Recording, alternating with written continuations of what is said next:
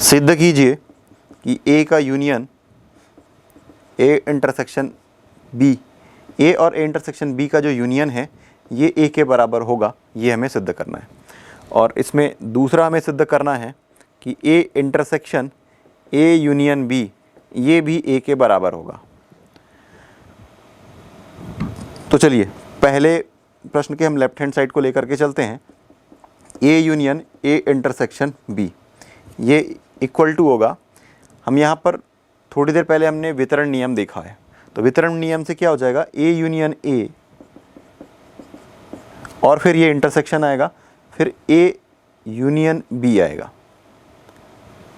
तो देखिए ए यूनियन ए आपने वर्ग सम नियम पढ़ा है, ये ए के इक्वल होगा और इसमें हम इंटरसेक्शन लेंगे ए यूनियन बी का। तो ए और ए यूनियन बी, ये ए यूनियन बी और ए का जो अगर आप इंटरसेक्शन लेंगे तो यहाँ से हमें मिलने वाला है ए।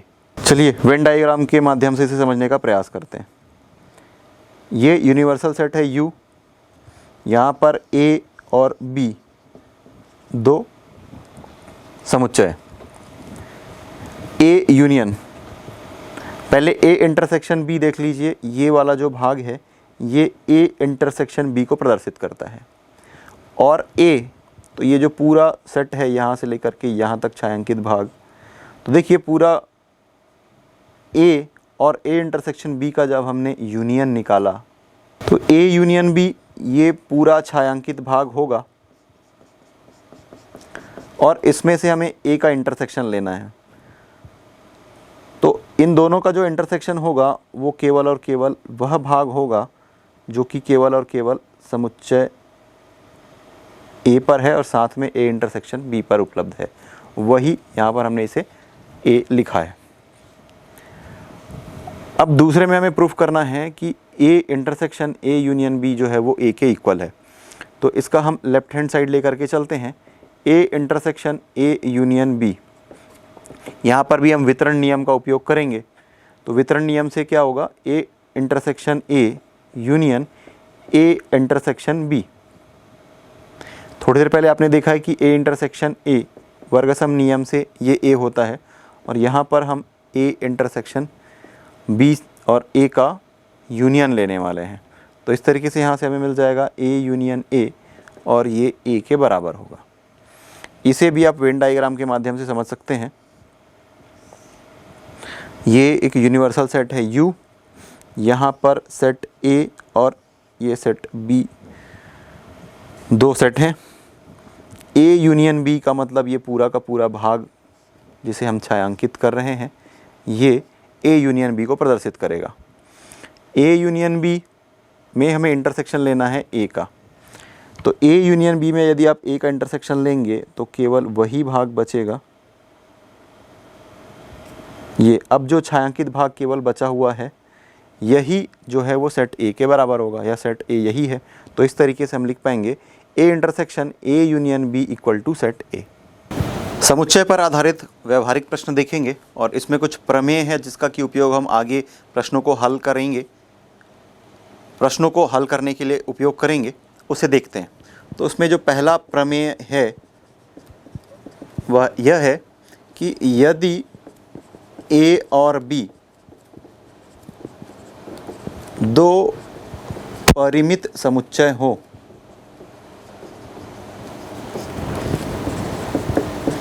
तो cardinality of A union B, cardinality का मतलब उस समुच्चय में उपस्थित अवयवों की संख्या से है, ये इक्वल टू होता है cardinality of A plus cardinality of B minus cardinality of A intersection B। तो इसे हम एक वेन डायग्राम के माध्यम से समझने का प्रयास करते हैं। मान लेते हैं कि ये एक सार्वत्रिक समुच्चय है U, यहाँ पर एक सेट है A और यहाँ पर एक दूसरा सेट है B। तो यहाँ पर जो भाग आ रहा है ये वाला भाग, मान लेते हैं कि इसमें जो अवयवों की संख्या है ये R है, अर्थात कि cardinality of A intersection B को यदि हम R मान लें और पूरे सेट A की कार्डिनलिटी को हम P माने पूरे सेट B की कार्डिनलिटी को हम यदि Q माने तो हमें मिलेगा cardinality of A minus B. A minus B में वे अवयव आएंगे जो सिर्फ और सिर्फ A में है, B पर नहीं है, या फिर A में ऐसे अवयवों को यदि हम हटा दें जो कि A और B दोनों में उभयनिष्ठ हैं तो वह प्राप्त समुच्चय हमें A माइनस बी मिलेगा। तो ये जो A माइनस बी है इसे हम लिख सकते हैं P माइनस आर। देखिए ये पूरा का पूरा सेट A में कुल अवयव थे P। अब यहाँ पर जो भाग है ये R है, तो यदि हम P में R को घटा दें तो हमें मिलेगा A माइनस बी। इसी तरीके से cardinality of B minus A यदि हमें निकालना होगा तो ये जो पार्ट है Q, इसमें हमें R को सब्सट्रैक्ट करना होगा। अब इन दोनों का उपयोग करके हम यह लिख सकते हैं कि cardinality of A union B equal to cardinality of A minus B plus cardinality of B minus A plus cardinality of A intersection B। तो यहाँ से हमें मिलेगा, देखिए A माइनस बी हमने लिखा है P minus R, cardinality of B minus A Q minus R, और फिर cardinality of A intersection B ये R के बराबर है। तो देखिए इसे आप हल करेंगे तो आपको मिल जाएगा P plus Q minus R। तो इस तरीके से हम cardinality of A union B निकाल सकते हैं। अगर सिर्फ ग्राफ के माध्यम से इसे समझना चाहें तो देखिए A यूनियन B में वे सारे अवयव आएंगे, या तो A में है या तो B में है या फिर दोनों में है। तो कार्डिनलिटी ऑफ A ले रहे हैं तो हमें ये अवयव भी मिल रहे हैं जो कि सेट B पर भी उपलब्ध है। इसी तरीके से यदि हम कार्डिनलिटी ऑफ B ले रहे हैं तो इसमें ऐसे अवयव भी मिल रहे हैं जो कि A पर भी उभयनिष्ठ है, और इसे हम पहले कार्डिनलिटी ऑफ A में लिख चुके हैं। तो चूंकि हम ये R अवयव हैं इसे 2 बार लिख चुके हैं, तो अगर यदि उसे एक बार घटा दिया जाए तो हमें cardinality of A union B मिल जाएगा। तो वो अवयव क्या है? Cardinality of A intersection B। तो इस तरीके से हम लिख सकते हैं कि cardinality of A union B equal to cardinality of A plus cardinality of B minus cardinality of A intersection B। तो यहाँ पर A और B जो है संयुक्त समुच्चय था। अब इसमें एक कंडीशन आती है कि यदि A और B असंयुक्त समुच्चय हो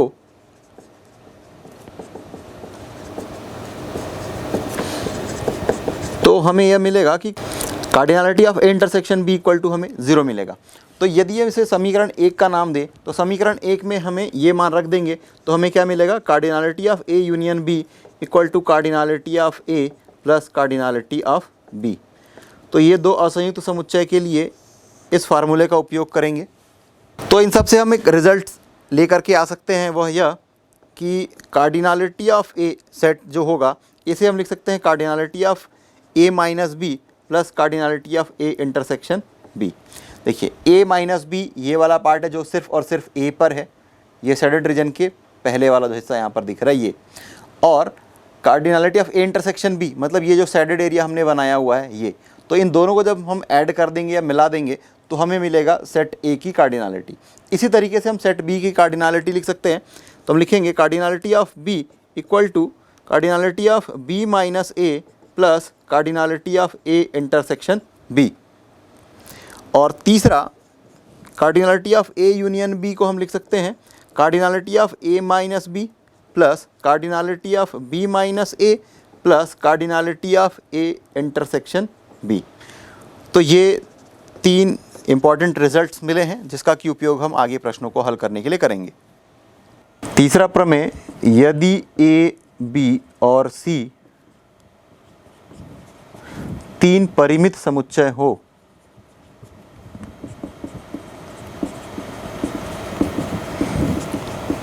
तो हम लिख सकते हैं cardinality of A union B union C, अर्थात A union B union C में कुल अवयवों की जो संख्या होगी वो cardinality of A plus cardinality of B plus cardinality of C minus cardinality of A intersection B minus cardinality of B intersection C plus cardinality of A intersection B intersection C होगा। यह है तीसरा प्रमेय।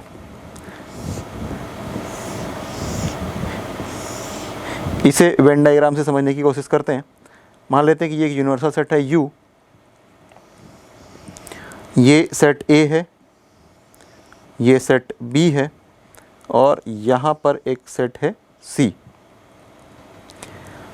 तो हमें A union B union C में अवयवों की संख्या को ज्ञात करनी है। तो देखिए,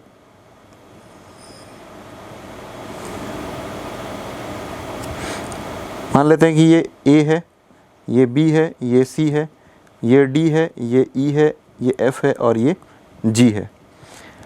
तो इस वेन डायग्राम से आप समझ सकते हैं कि B और E जो है, यहाँ पर ये जो E है ये A intersection B intersection C है। Cardinality of A cardinality of B plus cardinality of C, इसमें से हम घटा रहे हैं A इंटरसेक्शन B को। ये A इंटरसेक्शन B जो है ये B है, A इंटरसेक्शन B ये small b, B intersection C ये जो है वो स्मॉल f है, B intersection C small f है, B और F, और A और C का जो इंटरसेक्शन है, A और C का इंटरसेक्शन है ये D है। चलिए इस पे प्रश्न देखते हैं।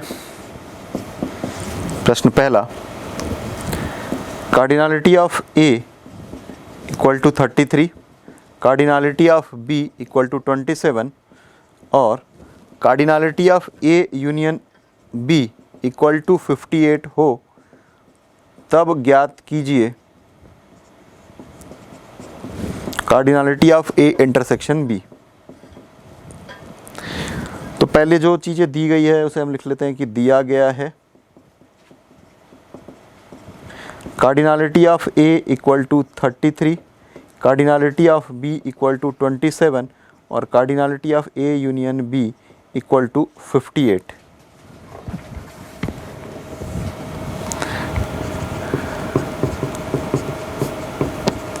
हम जानते हैं कि cardinality of A union B ये जो होता है ये cardinality of A plus cardinality of B minus cardinality of A intersection B होता है।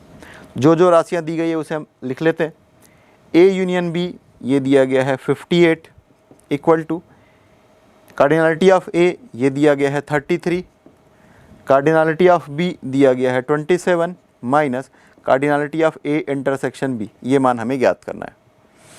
इसे हम पक्षांतर कर लेते हैं और ले आते हैं लेफ्ट साइड पर, या फिर आप इसे सरल कर लीजिए। 58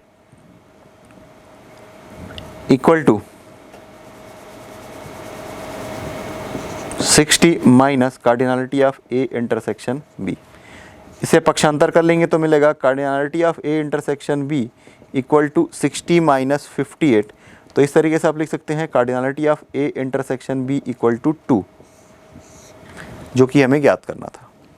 अगला प्रश्न है, यदि cardinality of A equal to 27, cardinality of B equal to 33, cardinality of A intersection B equal to 15 हो, तब ज्ञात कीजिए cardinality of A union B।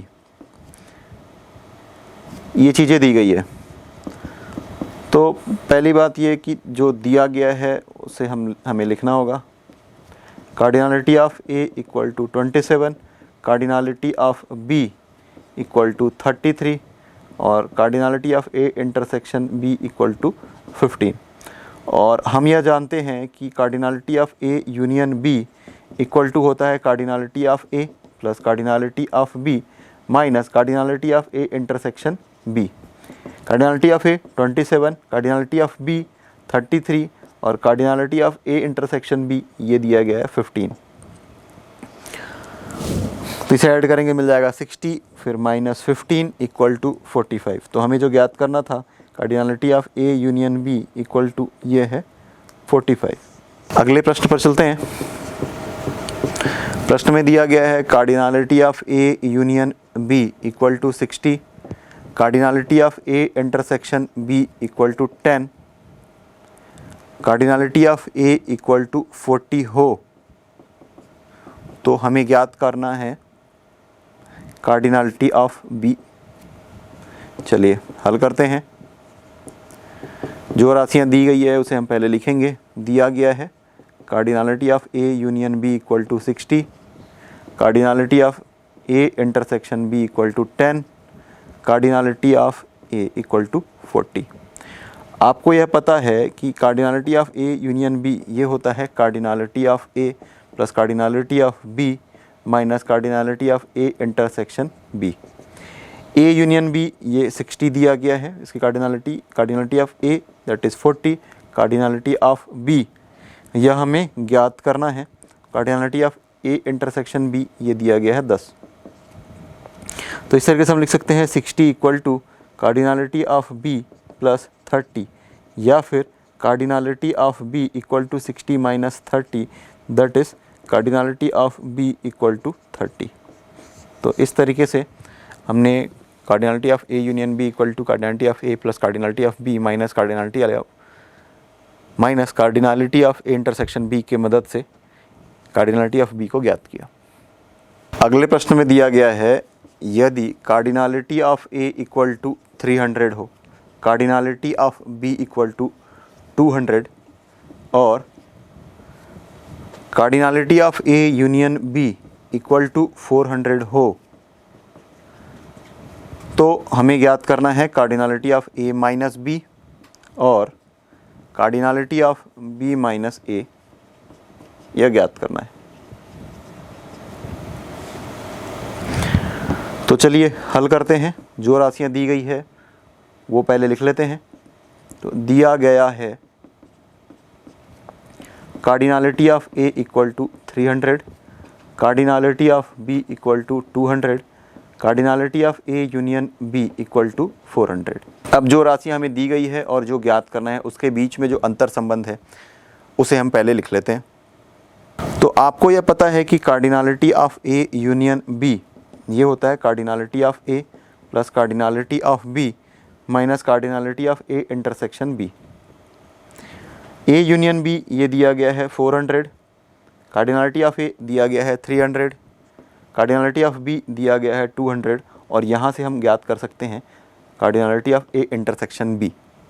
तो यहाँ से मिल जाएगा 400 equal to 500 minus cardinality of A intersection B, या फिर ए इंटरसेक्शन बी की जो कार्डिनलिटी है उसे हम लिखेंगे 500 minus 400 that is cardinality of A intersection B equal to 100।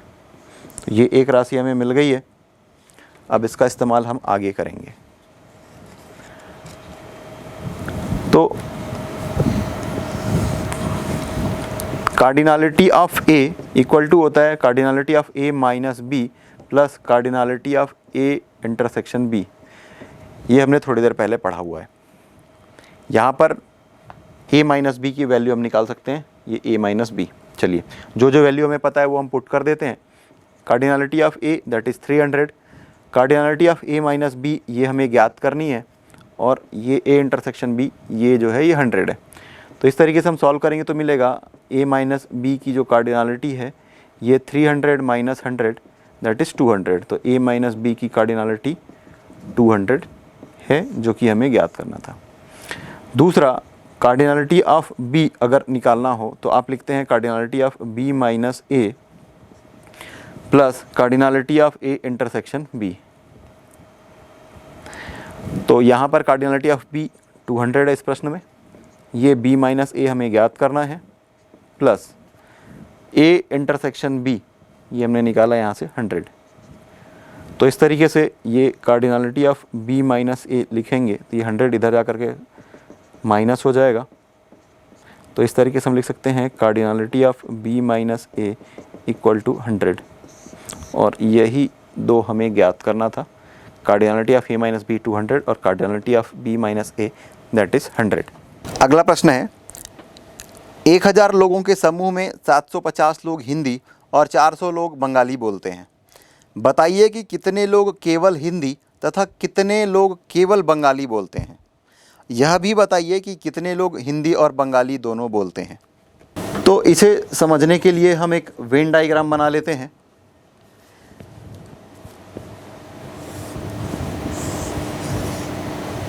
मान लेते हैं कि ये एक सार्वत्रिक समुच्चय है U। यहाँ पर दो सेट है, एक है H जो कि हिंदी बोलने वालों को प्रदर्शित कर रहा है। इसी तरीके से एक दूसरा सेट है B जो कि बंगाली बोलने वाले व्यक्तियों को प्रदर्शित कर रहा है। अब चूंकि यहाँ पर दिया गया है, क्या कहा गया था कि 1000 लोगों के समूह में, तो इस तरीके से हम लिख सकते हैं कि कार्डिनलिटी ऑफ U या सार्वत्रिक समुच्चय में अवयवों की जो संख्या है वह 1000 दे दी गई है। फिर इसके बाद कहा गया था कि 750 लोग हिंदी बोलते हैं, तो आप लिखेंगे cardinality of H equal to 750। फिर कहा गया कि 400 लोग बंगाली बोलते हैं, तो इसे हम लिखेंगे cardinality of B equal to 400। अब चूंकि आपको पता है कि cardinality of A union B equal to cardinality of A plus cardinality of B minus cardinality of A intersection B, तो प्रश्न में यह पूछा गया है कि बताइए कि कितने लोग हिंदी और बंगाली दोनों बोलते हैं। तो देखिए यहाँ पर ये वाला जो पार्ट है जिसे हम सेडेड बना रहे हैं, ये ऐसे व्यक्तियों को प्रदर्शित करेगा जो कि हिंदी और बंगाली दोनों बोलते हैं। और केवल हिंदी बोलने वाले व्यक्तियों की संख्या यदि कहा जाए तो ये जो एरिया बच रहा है H का, या H और B के इंटरसेक्शन को हम हटा दें H से, तो हमें केवल हिंदी बोलने वाले व्यक्ति मिल जाएंगे। इसी तरीके से यदि हम B माइनस H ले लें तो हमें केवल बंगाली बोलने वाले व्यक्तियों की संख्या मिल जाएगी। तो चलिए इसका का उपयोग करके हम पहले दोनों भाषा बोलने वाले व्यक्तियों की संख्या निकाल लेते हैं। तो चूंकि दिया गया है कि A यूनियन B जो होगा ये कार्डिनलिटी ऑफ सार्वत्रिक समुच्चय में अवयवों की संख्या के बराबर होगी। इससे हम ये लिख सकते हैं कि cardinality of H intersection B, यहाँ पर हिंदी और बंगाली के लिए यूज़ किया जा रहा है, फिर ये cardinality of H plus cardinality of B minus cardinality of H intersection B होगा। अब H यूनियन B जो होगा ये 1000 होगा, तो यहाँ पर हम ये वैल्यू पुट कर देंगे। फिर कार्डिनलिटी ऑफ H ये 750 दिया गया है, फिर कार्डिनलिटी ऑफ B ये 400 दिया गया है, और हमें निकालना है cardinality of H intersection B। तो यहाँ से हम लिख सकते हैं कि cardinality of H intersection B equal to 1150 ऋण 1000, और इसे जब आप घटाएंगे तो आपको cardinality of H intersection B मिल जाएगा जो कि 150 होगा। तो ये 150 उन व्यक्तियों की संख्या है जो हिंदी और बंगाली दोनों भाषा बोलते हैं। अब हमें निकालना है केवल हिंदी बोलने वाले व्यक्तियों की संख्या।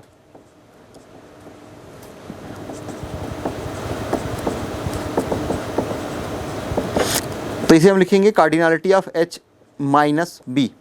ये होगा यदि हम H में उन अवयवों को घटा दें जो कि H और B दोनों पर उपलब्ध है, तो हमें H माइनस B मिल जाएगा। कार्डिनलिटी ऑफ H 750 ये दिया गया था, और 150 जो है H इंटरसेक्शन B की कार्डिनलिटी है। इसे जब आप हल करेंगे तो आपको मिलेगा 600। तो ये जो 600 है ये केवल हिंदी बोलने वाले व्यक्तियों की संख्या को प्रदर्शित करता है। अब अगला प्रश्न पूछा गया था कि केवल बंगाली बोलने वालों की संख्या।